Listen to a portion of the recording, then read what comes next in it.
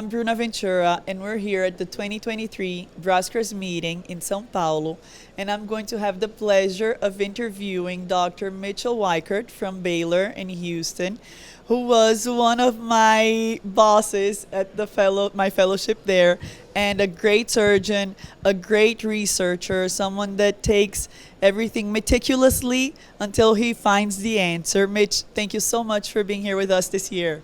Thank you, Bruna. It's great to be here. And I think you are just like me, so don't blame it all on me. One of the lectures that you're giving in the meeting is on complex IOL calculations, which is always a very hot topic for cataract surgeons. Do you want to give us some spoilers, some tips on that?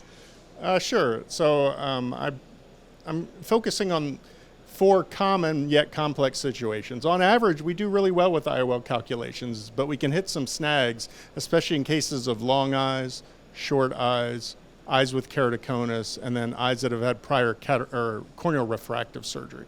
So my talk goes into those 4 situations, really boils it down to which formulas perform best. So I don't know, do I want to give too many spoilers right now? Please. So the talk is called Cut to the Chase, so I'll cut to the chase right here. So for long eyes, it appears that the Kane formula does really well with long eyes, as does the Barrett Universal 2, which we're used to.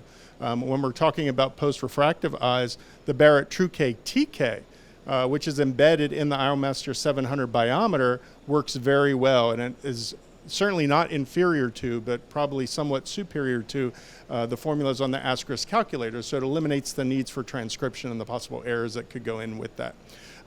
When we talk about short eyes, we're still stuck in that boat where there are really no great formulas that perform well in short eyes, but the Cook K6, which is available online, and now the Zeiss AI, which is a very brand new formula that's going to be available on Veracity if you have that platform. And both of those performed very well in short eyes. We're still in the mid 70 percentile of plus or minus a half a diopter or better, but our initial looks, it looks very promising. And then finally, keratoconus eyes are just tough all around. Luckily, we have some new formulas that are tailored to keratoconus. Kane has a version of his formula, and Barrett has a version of his formula that when you go to their websites and you check the box that says keratoconus, it'll tailor that specifically, factoring in kind of the extreme corneal ratios of the anterior and posterior surface to improve the results. And we found that those 2 formulas, the Kane keratoconus and the Barrett keratoconus, do very well, and that in our own study, but that was also backed up recently by Adia Balafia in their published article in JCRS. So that's kind of where the rubber meets the road. Those are the formulas for those situations, but I encourage you to come take a look and listen to the lecture. Wonderful, wonderful. Let me ask you, in the clinical scenario, sometimes we have a patient that comes and let's say he has 2 previous treatments. So he did an RK, a radiokeratotomy, and he also did a PRK. How do you calculate these eyes? Usually in those eyes, RK wins out.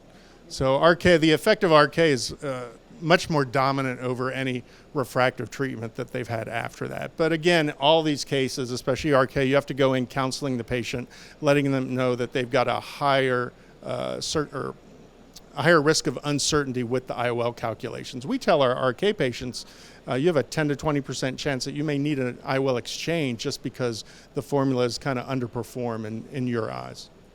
Wonderful. And let me ask you one more question. What do you think is missing for us to be at the target more in our clinical practice?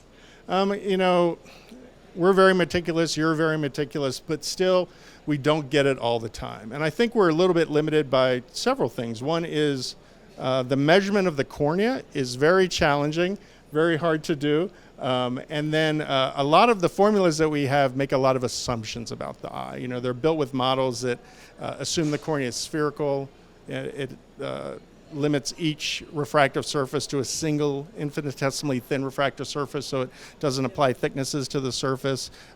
For axial length, oftentimes we'll just apply a single index of refraction to represent the whole eye. So oftentimes I'm surprised at how well we do given all the limitations that we're faced with. I think probably kind of the holy grail down the road will be postoperative adjustment of the IOL. We can already do that with a light adjustable IOL, but there's certainly new technology on the horizon, refractive index shaping with femtosecond lasers.